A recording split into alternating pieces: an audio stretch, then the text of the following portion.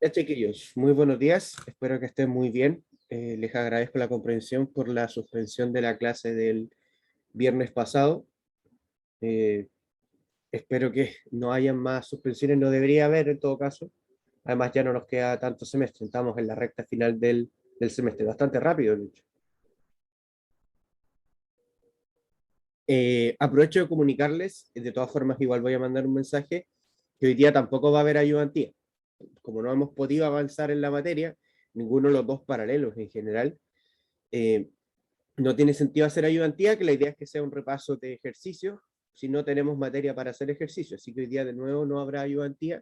Después, más adelante, ya la otra semana sí o sí que tendremos la materia suficiente para hacer ayudantía, y ahí después, si es que hace falta más ejercicios, podemos solicitarle a las ayudantes que suban algunos. La última clase nosotros estuvimos trabajando con lo que era un repaso de los números complejos. Estuvimos trabajando en las distintas expresiones que tenían los números complejos, cómo nosotros podíamos pasar de rectangular a polar o a exponencial, y vimos algunas propiedades muy importantes. Entonces, el último tema que tenemos, antes de englobar todo esto hacia lo que son los fasores, son los capacitores e inductores, que son elementos adicionales de los circuitos eléctricos a los que nosotros ya veníamos trabajando previamente. Estuvimos trabajando en las unidades anteriores con las fuentes de tensión y corriente, ya sea dependiente o independiente, y con resistencias. Esos eran nuestros elementos que nosotros interconectábamos entre sí para poder hacer un circuito eléctrico. Pero ahora se nos introducen estos dos elementos que son los capacitores y los inductores. Entonces vamos a partir con lo que son los capacitores. Los capacitores son elementos de circuitos capaces de acumular energía en su campo eléctrico. O sea, el capacitor va a tener un campo eléctrico, que ya vamos a ver cómo se forma, y que es un elemento que acumula energía. ¿Ya? Tampoco pensemos que es un elemento que acumula mucha energía y que quizás sea la solución a algo. Son elementos por lo general pequeños, hay algunos que son bastante grandes, pero básicamente lo que hacen es acumular energía en un campo eléctrico. Estos elementos que están construidos por medio de dos placas que están separadas entre sí por un dieléctrico, como se ve acá en la figura, que puede ser aire, cerámica, poliéster, papel, entre otros materiales.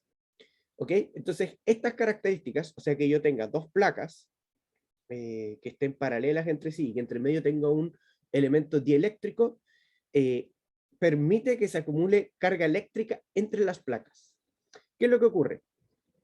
Una de las placas, ambas placas obviamente son, como dice aquí, metálicas, o sea, son elementos que conducen la electricidad. Sin embargo, el elemento dieléctrico o el elemento que está entre medio de ellos, fíjense que son materiales aislantes, ¿ya? O materiales que no tienen una gran conductividad eléctrica, aire, cerámica, poliéster, papel, entre otros. ¿Ya? Naturalmente ahí se ha experimentado y se usan diferentes, pero el concepto básico es que nosotros tenemos dos placas paralelas entre sí y que entre medio tenemos un material dieléctrico. O sea, nosotros podríamos hacer un condensador poniendo dos placas y dejando entre medio el aire. Ahora, obviamente, si yo lo conecto a una fuente de tensión, lo que va haciendo es acumular esa carga. Esa carga que está ahí genera un campo eléctrico y ese campo eléctrico es en donde almacena la energía. ¿Y cómo nosotros podemos saber la cantidad de carga que tiene un capacitor? Multiplicando su capacitancia, que ya vamos a ver cómo la podemos obtener, que literalmente habla de la capacidad que tiene este condensador, o capacitor también se le llama, multiplicado por el voltaje entre sus terminales. De esa forma nosotros podemos obtener cuánto es la carga. Y en el caso de los circuitos, el símbolo del capacitor es el que se muestra acá. O sea, es literalmente dos placas paralelas. Hay otro símbolo, lo voy a dibujar acá rápidamente, para que ustedes lo sepan, que es, quizás se lo pueden encontrar en algún lado, que es de esta forma. ¿Ya? También hace referencia a un capacitor, pero este hace referencia a un capacitor electrolítico. O sea, es un capacitor construido de una forma diferente. Electrolítico. ¿Qué diferencia va a tener con el otro símbolo, con un capacitor, por ejemplo, de cerámica? Básicamente la diferencia que tienen es que los capacitores de cerámica, los que se expresan de esta forma, y esto ya es algo un poco más práctico, los que se expresan de esta forma pueden ser conectados de manera independiente con positivo o negativo. O sea, yo lo puedo conectar con las dos patitas. Un capacitor real se ve de esta forma. Ahí les voy a mostrar un poco más concreto, pero aquí yo lo puedo conectar como sea. No me tengo que preocupar del terminal positivo y el terminal negativo, porque en rigor no tienen terminal positivo y terminal negativo. Sin embargo, cuando en un circuito me señalan esto, yo debiese saber inmediatamente que es un capacitor electrolítico y que por lo tanto tengo que trabajar con su parte positiva. Los capacitores electrolíticos tienen definido el positivo y el negativo, mientras que los capacitores de cerámica o de otros materiales no lo tienen. ¿Ya? Ahora nosotros, para efectos de este curso, y como no vamos a trabajar con circuitos prácticos, sino con circuitos teóricos, simplemente vamos a utilizar este símbolo. ¿Ok? Pero en el caso que ustedes en una de esas revisen algún libro o revisen algún material, y se topan con ese, también es un capacitor. La diferencia es que está hablando de un capacitor electrolítico y que por consecuencia tiene su terminal positivo definido, y yo debo respetar ese terminal positivo. Entonces, como les decía, la carga eléctrica acumulada va a ser igual a la capacitancia del capacitor o del condensador multiplicado por el voltaje. Esta se mide en faradios, F. ¿Ya? Y el voltaje V es el voltaje entre los terminales del dispositivo. O sea, yo puedo saber directamente cuánto es la cantidad de carga que tiene el capacitor, sabiendo su capacitancia y sabiendo el voltaje que tiene en los terminales. ¿Ya? Ahora, ¿cómo nosotros podemos determinar cuánto es la capacitancia del capacitor o la capacidad? Eso depende principalmente de las dimensiones del elemento y de este número que está acá, de E, que es la permitividad eléctrica del medio entre las placas. Puede ser el aire, puede ser, como vimos, el papel, pero ese es un número definido para cada elemento.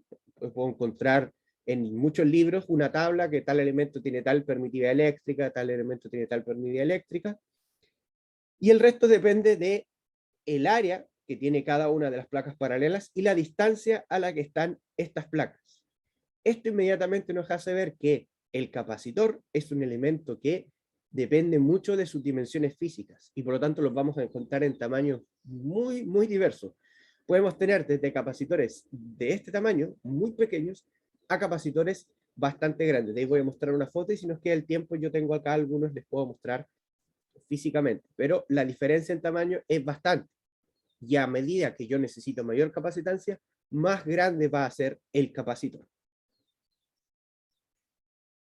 Hay dos cosas muy importantes que nosotros tenemos que tener claro respecto a los capacitores. La capacitancia depende exclusivamente de las características constructivas del capacitor. ¿A qué nos referimos con características constructivas? De sus dimensiones y del material del dieléctrico que nosotros utilicemos. O sea, nosotros podemos controlar directamente la capacitancia del capacitor con estas tres variables.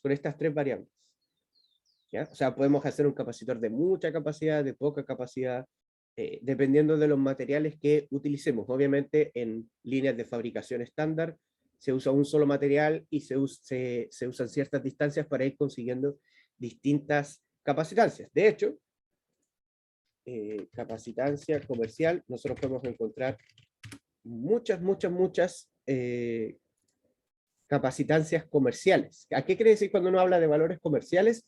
Habla de los valores que uno puedes encontrar en el comercio. ¿Okay? En el comercio uno puede llegar y decir, por ejemplo, deme un capacitor de 4,33 faradios. No, hay una cantidad definida. Ahí tenemos, por ejemplo, una tabla que nos dice cuáles son algunos capacitores comerciales. Se demoró un poquito en cargar. Ahí tenemos uno, en donde nos indica que tenemos capacitores de los microfaradios que van desde el 0,1 microfaradio hasta 100.000 microfaradios, o sea, algo bastante grande. ¿Ok? Ahí tenemos una tabla mucho más grande. Ahí podemos ver otra tabla que va desde los picofaradios, nanofaradios, microfaradios. Fíjense que vamos desde 10 picofaradios, a un capacitor muy pequeño, pico es 10 a la menos 12. Entonces vamos desde picofaradio hasta 33 microfaradios, e incluso se pueden encontrar de mucho más. Incluso experimentalmente hay capacitores que ya llegan a las unidades de faradio, 5.000 faradios, pero todo eso por ahora es tecnología experimental. ¿Por qué? Principalmente porque depende mucho del tamaño. Entonces, como estos valores en general no los puedo manejar, depende mucho del área y de la distancia. Entonces, depende exclusivamente de las características constructivas. O sea, yo, en cómo construya el capacitor con los elementos que elija, va a determinar la capacitancia que va a tener mi capacitor o mi condensador. Y lo otro, y esto es muy importante, los capacitores se oponen a las variaciones o cambios del voltaje entre sus terminales. ¿Cómo podemos entender esto? Lo vamos a entender con un dibujo. Imagínense que yo aplico un pulso de energía o un pulso de voltaje. ¿Qué quiere decir un pulso de voltaje? Que respecto al tiempo, supongamos que estos son 5 volts, en este tiempo, que pues llamémosle por ejemplo 3 segundos, yo aplico directamente una tensión de 5 volts. Ya, esto nosotros lo podríamos expresar de la siguiente forma. Podemos tener una fuente de 5 volts y vamos a tener acá un switch. Y aquí vamos a tener el capacitor. Y después vamos a dibujar todo el resto. Tiempo, 5 volts. Y 3 segundos. Entonces, este es un switch que está abierto. Eso quiere decir que no está permitiendo el paso de la corriente eléctrica, o sea, no hay una conexión entre el capacitor y la fuente. Esto es análogo a cuando nosotros tenemos la luz apagada. Nuestro botón para encender o apagar la luz de la casa es un switch. ¿Ya? Es igual que esto. Entonces yo en algún momento lo cierro. ¡Pum! En los 3 segundos lo cierro y me queda este circuito. Tengo los 5 volts y ahí me queda directamente mi capacitor. Entonces, ¿qué esperaría yo que ocurriera con el voltaje del capacitor? Que el voltaje del capacitor, como la fuente, voy a dibujar el capacitor con otro color para poder dibujarlo. Uno esperaría que el capacitor siguiera a la fuente, tal como lo haría, por ejemplo, una resistencia. Si la fuente en los 3 segundos pasa de aquí a valer los 5 volts, entonces uno esperaría que el capacitor hiciera lo mismo. Sin embargo, el capacitor lo que hace es esto.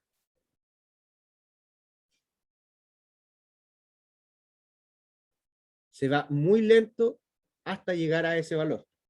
¿Por qué hace eso? Porque el capacitor se opone a los cambios bruscos de tensión. O sea, yo no le puedo llegar a decir de ahora que tiene 0 volt pasa a 5 volt o de 5 volt pasa a 0 volt. El capacitor se opone a esos cambios por la inercia y por cómo funciona internamente y porque tiene esta energía acumulada, no la puede soltar rápidamente. De ahí vamos a ver con mayor detalle eso. Pero el capacitor se opone a estos cambios bruscos de tensión. Entonces yo no le puedo pedir rápidamente que pase de un valor de tensión a otro, sino que lo hace de esa forma, que está definido por una ecuación que no vamos a revisar ahora en detalle. Entonces el capacitor se opone a estos cambios bruscos de tensión independiente de lo que yo le pida o no. ¿Hay alguna duda hasta acá, chiquillos?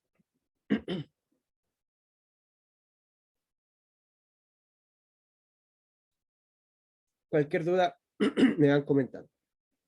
Entonces ahora, ¿cómo nosotros relacionamos el voltaje y corriente en el capacitor? De esta manera. Nosotros tenemos la corriente en el capacitor que se va a relacionar con su tensión mediante una derivada. La corriente del capacitor va a ser igual a su capacitancia multiplicado por la derivada de la tensión del capacitor respecto al tiempo. Mientras que el voltaje del capacitor, si nosotros esto lo tratáramos de tirar esta derivada hacia el otro lado, encontraríamos que es 1 partido por la capacitancia por un integral de menos infinito hasta el tiempo de la corriente del capacitor respecto al tiempo. O sea, a diferencia de la resistencia, en donde teníamos una relación lineal, directa, entre la ley de Ohm y una variable y otra, que si nosotros lo dibujábamos era una línea recta, en el caso de el capacitor ya no es tan sencillo. Tenemos una derivada o una integral entre medio. Y esto es importante porque después cuando trabajemos con señales alternas, vamos a ver que esta derivada y esta integral nosotros la vamos a poder convertir en algo más sencillo de trabajar. Pero eso es un poquito más adelante. Sin embargo, si yo trabajo en el dominio del tiempo, para poder trabajar con las corrientes y los voltajes del capacitor, voy a tener que meterme con derivadas o integrales, lo que implica que al momento de trabajar con estos elementos, es probable que si yo trabajo en el dominio del tiempo, voy a tener que trabajar con ecuaciones diferenciales, ni tampoco ecuaciones diferenciales absurdamente enfermas, o que sean excesivamente complejas, pero sí no dejan de ser. Afortunadamente, como les comentaba, después de esto vamos a ver los fasores, y los fasores nos van a permitir a nosotros no trabajar con ecuaciones diferenciales y seguir trabajando con ecuaciones regulares como las que hemos venido trabajando ahora, con la diferencia que ahora van a aparecer números complejos entre ellos. Y algunos ejemplos de capacitores son los que se ven acá. Entonces fíjense que ese capacitor es muy pequeño en comparación a este. ¿Ya? O ese capacitor que está ahí. Ese capacitor que está ahí es de 150 picofaradios, frente a este grande que es de 470 microfaradios. ¿Ya? O de 4,7 microfaradios. Muchos capacitores vienen con una nomenclatura para uno poder leerlos. Por eso este tiene 151, uno podría decir qué quiere decir eso. Los primeros números son el valor del capacitor y el último número a la derecha, la cantidad de ceros que tiene. Y vienen en picofaradios. Entonces sería 150 con un 0, o sea, 15 con un 0, 150 picofaradios. Y por lo general los capacitores que uno más ve son los de cerámico, que sería este, o los electrolíticos. Estos electrolíticos que se ven aquí, estos son los que vienen con su polaridad definida. ¿Ya? Y si me dan unos minutos yo les puedo mostrar algo. Denme un segundo. Qué suerte, justo tenía... Lo voy a acercar, por ejemplo, este sería un capacitor, o sea, se dan cuenta que es algo en realidad bastante pequeño. Este capacitor, lo voy a ver aquí, valdría 10 nanofaradios. Es algo muy pequeñito. Y aquí tenemos un capacitor, por ejemplo, que este es de, veamos acá, 1 milifaradio. Y se puede apreciar la diferencia entre sí. Y estamos hablando que este es de 1 milifaradio. O sea, háganse una idea de cómo podría ser un capacitor de 1 faradio o de ya decenas de faradios. Que hasta donde yo tengo entendido es tecnología por ahora experimental. Eso no quiere decir que el capacitor no sea un elemento importante, al contrario, es un elemento muy, muy utilizado y muy importante, independiente de los tamaños, porque tiene tantas aplicaciones que aún así en estos tamaños pequeños sirve mucho, mucho, mucho. Si ustedes abren algún aparato electrónico, por ejemplo, alguna consola antigua o algo, se van a encontrar sí o sí con capacitores dentro, porque tienen varias funciones. Una de ellas es el rizado de las tensiones. Como se oponen los cambios de tensión, muchas veces lo utilizamos en las fuentes conmutadas o también para aplanar un poco o hacer un poco menos rizada ciertas tensiones. Por ejemplo, cuando nosotros recibimos la corriente de la red eléctrica, ¿ya? De la red eléctrica, nosotros recibimos una tensión sinusoidal, que ya vimos cómo funcionaban, más o menos, que tiene como valor máximo alrededor de 312 volts, ya vimos que tiene un valor RMS de 220. Pero hay aparatos que tienen que funcionar sí o sí con corriente continua. Entonces, ahí pasan por un proceso de rectificación, que es convertir la corriente alterna a corriente continua, y de ahí lo que nosotros obtenemos en la salida es esto. Toda la parte negativa de la onda pasa a ser positiva, y nos queda eso. Pero eso no es suficiente para que los elementos puedan funcionar, porque sigo teniendo muchas fluctuaciones. Entonces, muchas veces a esta rectificación se le antecede, o sea, se le procede un capacitor. ¿Qué es lo que hace el capacitor? Como el capacitor se opone a los cambios bruscos de tensión, lo que va a ocurrir es algo así. Va a tener como esto. Como pequeñas montañitas. Me dio súper feo el dibujo, pero se entiende. ¿Y por qué? Porque en estas partes, que está acá, aquí puede ser, o aquí, la tensión quiere cambiar de forma abrupta. El capacitor se opone a eso, así que va como forzando a que la señal no cambie de forma abrupta. ¿Qué es lo que pasa? Que en este espacio de tiempo que está acá, entre aquí y acá, mientras el capacitor está forzando que no caiga, la tensión vuelve a subir. Entonces el capacitor evita que haya estos cambios bruscos de tensión. Es una de muchas aplicaciones que tienen los capacitores. Pero si ustedes abren, como les digo, cualquier elemento, sobre todo que trabaje con corriente continua, van a encontrarse dentro un capacitor.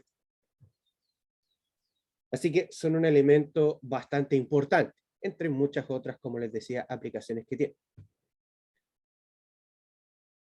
¿Ninguna duda hasta acá, chiquillos?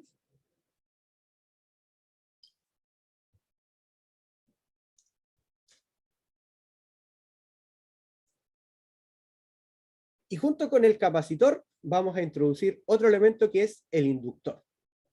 Los inductores también son elementos del circuito que también van a almacenar energía, pero ahora no en un campo eléctrico, sino en un campo magnético. Estos elementos están construidos por medio de alambre que está enrollado alrededor de un núcleo, ¿ya? Que puede ser de aire, ferrita u otro material ferromagnético, con el fin de favorecer la circulación del flujo magnético. ¿Ok? Entonces, estas características permiten que al circular una corriente eléctrica a través del inductor, se manifieste un campo eléctrico. O sea, acá teníamos que le aplicábamos una tensión y se generaba un campo eléctrico entre las placas del capacitor, porque se acumulaba carga.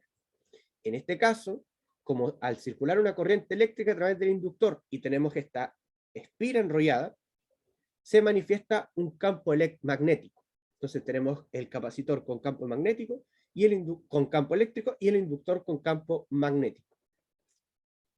Y tal como pasaba en el capacitor, un inductor al cual le circula una corriente y se va a oponer a los cambios de dicha corriente.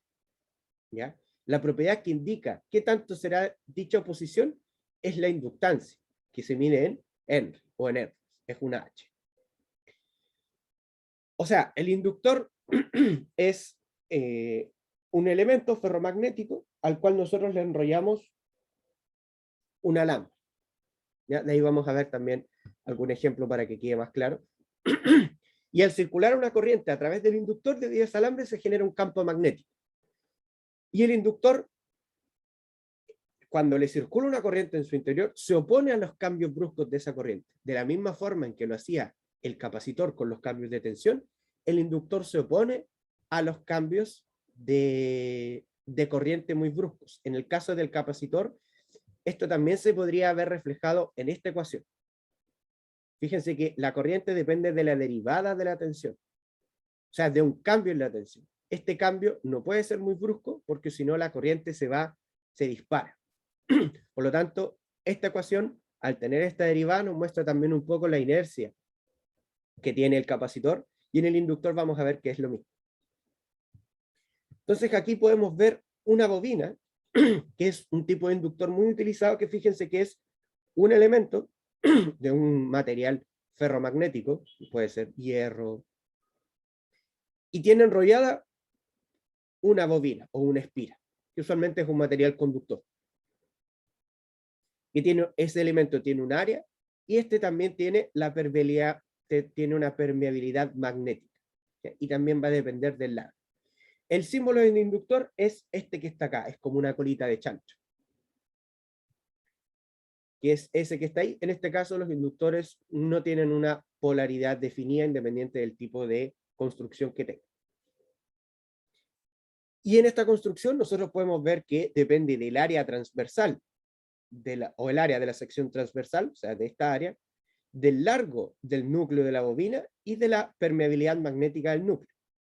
Y nosotros la podemos encontrar de esta forma. O sea, la inductancia va a ser igual a la permeabilidad del núcleo multiplicado por n al cuadrado, que n quiere decir el número de vueltas, o sea, cuántas vueltas doy yo al material ferromagnético, puedo dar 1, 2, 10, 20, 40, al área de la sección transversal dividido por el largo. Nuevamente, tenemos que la inductancia depende exclusivamente de las características constructivas del inductor, o sea, de cómo es construido, del material ferromagnético que yo utilice, del área de la sección transversal, de qué tan largo sea el material, de cuántas vueltas le dé, pero eso también me permite bastante espacio para poder hacer diferentes tipos de inductores, diferentes tipos me refiero a diferentes valores, ¿ya? Ahora, tal como en el capacitor, en el inductor aparecen derivadas e integrales. En este caso, el voltaje del capacitor es igual a la capacitancia dividido por la derivada de la corriente respecto al tiempo, y la corriente es igual a 1 partido la inductancia por una integral de menos infinito hasta t de el voltaje respecto al tiempo. Entonces, en esta ecuación nosotros podemos ver que el inductor se opone a los cambios bruscos de corriente, ya que si ocurre un cambio muy brusco de corriente, el voltaje se dispara demasiado.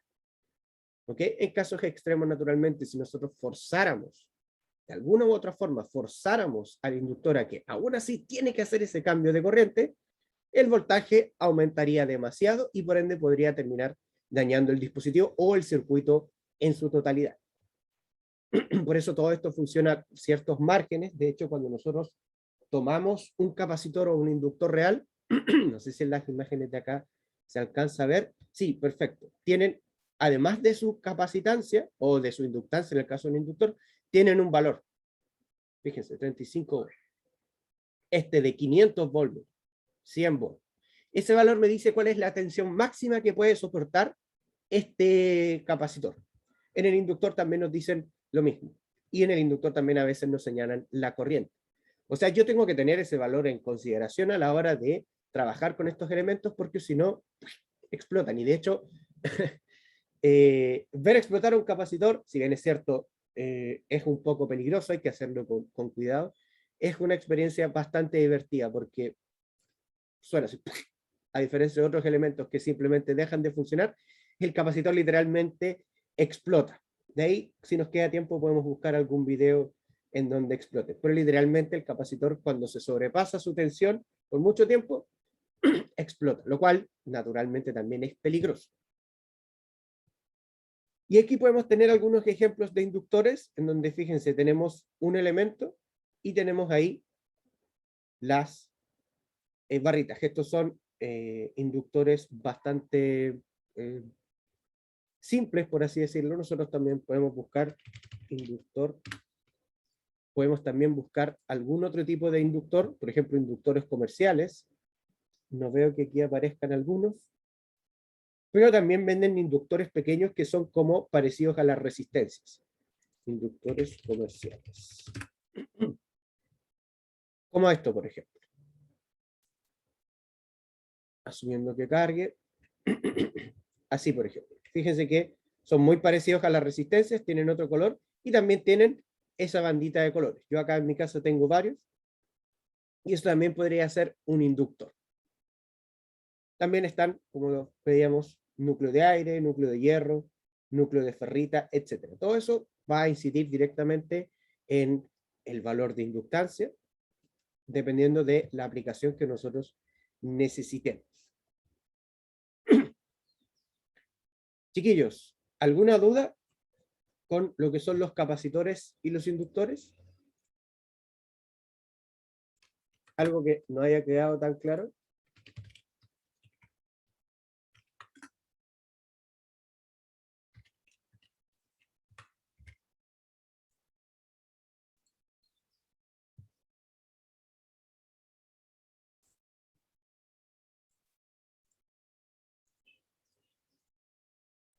Todo claro, profe. Súper. Miren, antes que terminemos, aquí hay un video un tanto de una explosión. Este está en cámara lenta. pero fíjense, ahí se le está aplicando la tensión y miren lo que va pasando con el capacitor. Se infla y literalmente explotan. Literalmente los capacitores explotan y obviamente que es bastante peligroso. Así que cuando uno trabaja con capacitores en la vida real, tiene que tener cuidado con eso. Ahora, explotar un capacitor es un indicio igual de que quizás los diseños quizás son un poco ambiciosos, falta ahí un poco de análisis, ¿ya? Y naturalmente que es algo que, que se ve cuando uno trabaja en la práctica.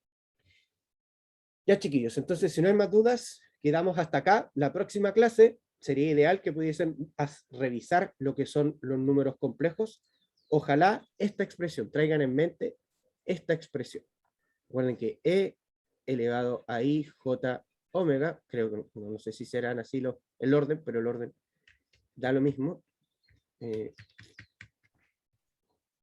J, esto va a ser igual a coseno del ángulo más J seno de ese mismo ángulo. Entonces, esto, traerlo recordado en la próxima clase porque vamos a partir desde esto para expresar lo que son los fasores. ¿Ya? Así que, chiquillos, que tengan una excelente semana, un tanto más corta que las anteriores, y nos estamos viendo el día viernes. Chao, chao, que estén muy bien. Recuerden que hoy no hay ayudantía. Chao, profe. Chao, que estén muy bien. Profe.